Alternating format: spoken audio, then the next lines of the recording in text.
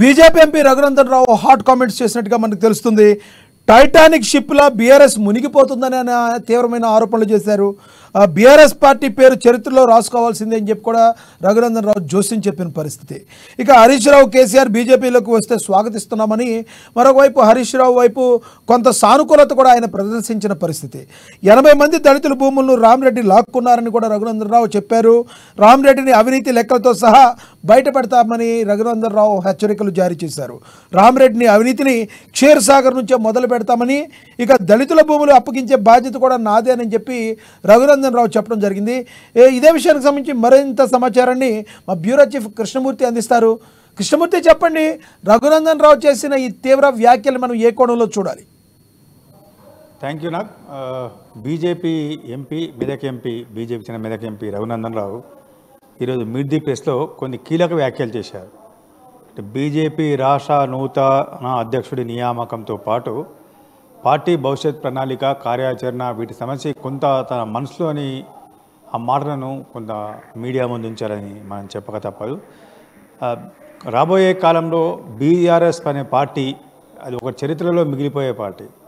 కొంతమంది కవులు, రచయితలు భావి చరిత్రను రాయాలనుకున్నప్పుడు కానీ, లేకపోతే గత చరిత్రను భావితరాలకు తెలియజేయాలనుకున్నప్పుడు రాసినప్పుడు బీఆర్ఎస్ అనే పార్టీ తెలంగాణలో ఒకటి ఉండే అనేది మాత్రమే ఉష్ణం ఉంటుంది. రాబోయే కాలంలో అది అంతరించిపోయే పార్టీ అని చెప్పారు.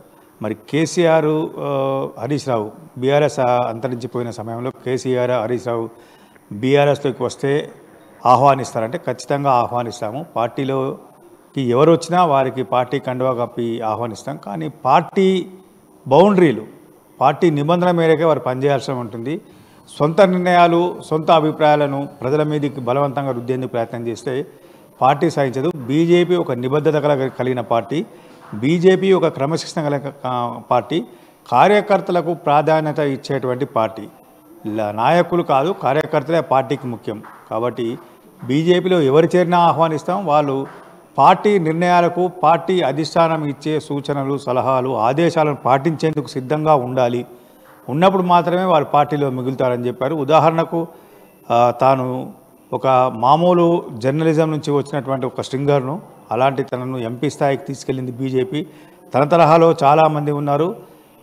ఒక ఛాయ్ అమ్ముకునే వ్యక్తిని ప్రధానమంత్రిని చేసింది బీజేపీ. అంటే ఈ రకంగా చెప్పుకుంటూ పోతే చాలామంది ఉన్నారు అని చెప్తూ రఘునందన్ రావు చెప్పారు. అదేవిధంగా బీఆర్ఎస్ ఒక టైటానిక్ షిప్ లాంటిది. ఎప్పుడైతే షిప్పు ఎప్పుడో మునిగిపోయినప్పటికీ ఈ మధ్య కాలంలో ఆ టైటానిక్ షిప్ ఎలా మునిగింది, ఎట్లా మునిగింది, ఎంత భారీ ఆ షిప్పు, దానికి ఏం జరిగిందని చెప్పేసి ఏదైతే చరిత్ర వస్తుందో ఆ రకంగా చెప్పుకునే పరిస్థితి. ఒకప్పుడు భారీ స్థాయిలో ఉన్నటువంటి భారీ అంచనాలతో ప్రజల ముందుకు వచ్చినటువంటి బీఆర్ఎస్ పార్టీ ఇప్పుడు కనుమరుగవుతుంది. రాబోయే కాలంలో చరిత్ర మిగిలిపోతుందని. మరోవైపు తన ప్రత్యర్థి, తన జిల్లాలో రాజకీయ ప్రత్యర్థి ఇటు హరీష్ రావు అనుకోండి, లేదంటే మన ఎంపీ ఎలక్షన్లో తనకు ప్రత్యర్థిగా ఉండి రఘునందన్ రావును ఒక రకంగా ముప్పుతుప్పలు పెట్టినటువంటి వెంకట్రామరెడ్డి, మాజీ ఐఏఎస్ అధికారి వెంకట్రామరెడ్డి గురించి కూడా ఆయన కీలక వ్యాఖ్యలు చేశారు. వెంకట్రామరెడ్డి అధికారంలో ఉన్నప్పుడు ప్రజలను వేధించుకు తిన్నాడు, వేపుకు తిన్నాడు. కాబట్టి ఆయన అవినీతి చిట్టాను ఖచ్చితంగా బయటకు తీస్తాను. ప్రజలు ఎవరైనా సరే, వెంకట్రామరెడ్డి బాధితులు ఎవరైనా సరే తనను కలిసి వారికి జరిగిన అన్యాయాన్ని ఆధారాలతో తనకిస్తే ఖచ్చితంగా దాని మీద పోరాటం చేస్తాను.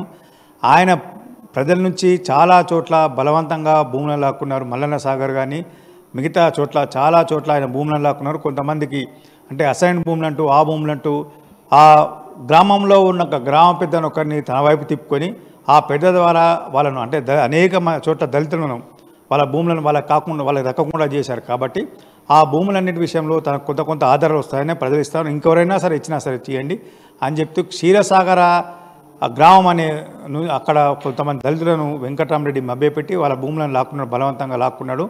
ఆయన తన రియల్ ఎస్టేట్ వ్యాపార సంస్థ పేరుతో కాకుండా బినామీల పేరుతోటి వాటిని భూములను చేసుకొని దాంతో వ్యాపారం చేశారు. కాబట్టి ఆ భూములను వెంకట్రామరెడ్డి నుంచి లాక్కొని ఖచ్చితంగా దళితులకు ఇస్తాను, మిగతా వేరే వాళ్ళకు ఎవరైనా భూములు అయిపోతే వాళ్ళకి ఖచ్చితంగా ఇప్పిస్తానని చెప్పారు. మిగిలిన భూములలో అవసరమైతే డబుల్ బెడ్రూమ్లు ఇస్తాను, లేదంటే ఆ గ్రామాల్లో ఉన్నటువంటి పేదలకు భూములను పంచే విధంగా కార్యాచరణ సిద్ధం చేస్తాను. రేపు బడ్జెట్ సమావేశాలు జరగనున్న నేపథ్యంలో వెళ్తా ఉన్నాను. బడ్జెట్ సమావేశాలు పూర్తయిన వెంటనే వచ్చి నుంచి తన కార్యక్రమం కేవలం ప్రజలకు జరిగిన అన్యాయం మీద గత బీఆర్ఎస్ పాలనలో ప్రజలు ఎదుర్కొన్న కష్టాలు పడ్డ కష్టాలను తీర్చే అంశం మీద మాత్రమే ప్రధానంగా దృష్టి పెడతా అని చెప్పారు. మరోవైపు పార్టీ రాష్ట్ర అధ్యక్ష పదవి విషయంలో మాట్లాడినప్పుడు ఎవరైనా సరే పార్టీ అధ్యక్షుడిగా రావచ్చు. అధికారంలో అంటే రాజకీయాల్లో వచ్చినప్పుడు ఖచ్చితంగా ప్రతి నేత కొంత పదవులను ఆశించడం సహజం. అదేవిధంగా తనతో పాటు చాలామంది రాష్ట్ర అధ్యక్ష పదవిని ఆశిస్తున్న వాళ్ళ వాస్తవమని అంటూనే అధిష్టానం ఎవరిని అధ్యక్షుడిగా చేసినా వాళ్ళకు పూర్తి స్థాయిలో సహకరిస్తామని చెప్పారు. అధిష్టానం అధ్యక్షుని ఎంపిక చేసే సమయంలో కొంత అంటే పార్టీ కోసం ఎవరు పనిచేస్తున్నారు, పార్టీని ఏ రకంగా ముందుకు తీసుకునేందుకు ఆ నేత దగ్గర ఉన్నాయి, ఆ నేత యొక్క పనితీరు ఏంటిది, ప్రజల్లో ఆ నేతకు ఉన్నటువంటి ఆదరణ ఏపాటిది, ఇవన్నీ విషయాలను బేరీజు వేసే అవకాశం ఉంది. కాబట్టి ఎవరికి ఇచ్చినా సరే, నాకు ఇవ్వకున్నా వేరే వాళ్ళకి ఇచ్చినా సరే, పార్టీ అధ్యక్షుడిగా ఎవరున్నా సరే ఖచ్చితంగా వాళ్ళకు పూర్తి స్థాయిలో మేమందరం సహకరిస్తాము. ఎటువంటి అనుమానం లేదు. రాబోయే కాలంలో బీజేపీని రాష్ట్రంలో అధికారంలో తీసుకురావడానికే మా లక్ష్యం.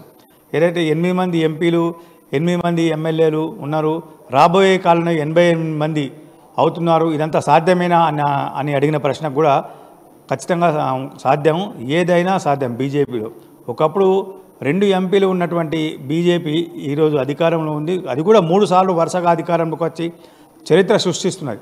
అది కూడా గమనించాలని చెప్పారు. బీజేపీలో సాధ్యం కానిది అంటూ ఏది లేదు. ఖచ్చితంగా కార్యకర్తల బలమే బీజేపీకి ఉంది. కార్యకర్తలే బీజేపీకి ఊపిరి. కార్యకర్తలు అనుకుంటే ఏదేశారు. ఖచ్చితంగా ఏ నేత అయితే కార్యకర్తల కోసం పనిచేస్తారో ఆ నేతకు ఎప్పుడు కూడా బీజేపీలో చిన్న చూపు ఉండదు, చిన్న పదవి ఉండదు. అయితే కొత్త పాత అన్న అభిప్రాయం వస్తూ ఉంది అన్న అయితే మాట్లాడుతుంటే ఎవరున్నా సరే ఖచ్చితంగా కొత్త వాళ్ళు అయినా సరే సహకరిస్తాం. వాళ్ళ యొక్క సామర్థ్యం ఏంటిది అనేది పార్టీ గుర్తించి ఉన్నది. గతంలో అనేక రాష్ట్రాల్లో కొత్త వాళ్లకు పదవులు ఇచ్చారు, కొత్త వాళ్ళకు ముఖ్యమంత్రి కూడా చేశారు బీజేపీ అని కూడా రఘునందన్ కొంత స్పష్టత ఇచ్చారు నాకు.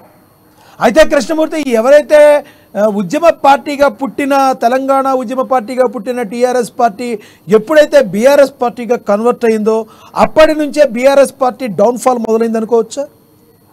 ఖచ్చితంగా దీని మీద స్పందించారు. తెలంగాణ రాష్ట్ర సమితి అని పెట్టిన కేసీఆర్ తర్వాత భారత రాష్ట్ర సమితిగా వెళ్ళారు. కాబట్టి compulsory retirement scheme CRS BRS అని ఎప్పుడైతే కేసీఆర్ ప్రకటించారో అప్పుడే ప్రజలు ఆ పార్టీకి సిఆర్ఎస్ ప్రకటించారు. అంటే కంపల్సరీ రిటైర్మెంట్ స్కీమ్. విఆర్ఎస్ అంటే వాలంటరీ రిటైర్మెంట్ స్కీమ్. కానీ ఇక్కడ బీఆర్ఎస్కు సిఆర్ఎస్ ఇచ్చారు. ఇక నీకు పని చేయలేవు, ప్రజల 10 సంవత్సరాలు పనిచేసి రెండు సార్లు అధికారంలోకి వచ్చిన తర్వాత ప్రజల అభిప్రాయానికి భిన్నంగా పనిచేస్తున్నావు, అంటే నియంత పాలన చేస్తూ ఉన్నావు, ప్రజాప్రతినిధులు అంటే ప్రజల ఓటుతో గెలిచిన నాయకులకు కూడా నీ ప్రగతి భవన్లో కానీ నీ ఫామ్ హౌస్లో కానీ చోటు లేకుండా అపాయింట్మెంట్లు ఇవ్వకుండా ఏదైతే నిబంధన పాలు చేస్తున్నావో అప్పుడు ఇంకా నువ్వు అంటే రాష్ట్రాన్నే ఒక రకంగా నియంత్రణ పాలించిన వ్యక్తి దేశాన్ని ఏం పాలిస్తారు? దేశానికి బీఆర్ఎస్ అంటే దేశాన్ని దేశ ప్రధానమంత్రి కాబోతున్నా అని చెప్తూ కేసీఆర్ పెట్టారు. కాబట్టి బీఆర్ఎస్ అని ఎప్పుడైతే ప్రకటించారో అప్పుడే సిఆర్ఎస్ అని ప్రజలు నిర్ణయించుకున్నారు. కాబట్టి ఆ పార్టీని మొత్తంగా ఓడగొట్టారు. అసెంబ్లీ ఎన్నికల్లో కొంత దయా కరుణ చూపినప్పటికీ ప్రజలు పార్లమెంట్ ఎన్నికల్లోకి వచ్చేసరికి పూర్తి స్థాయిలో ఆ పార్టీని నేలమట్టం చేశారు.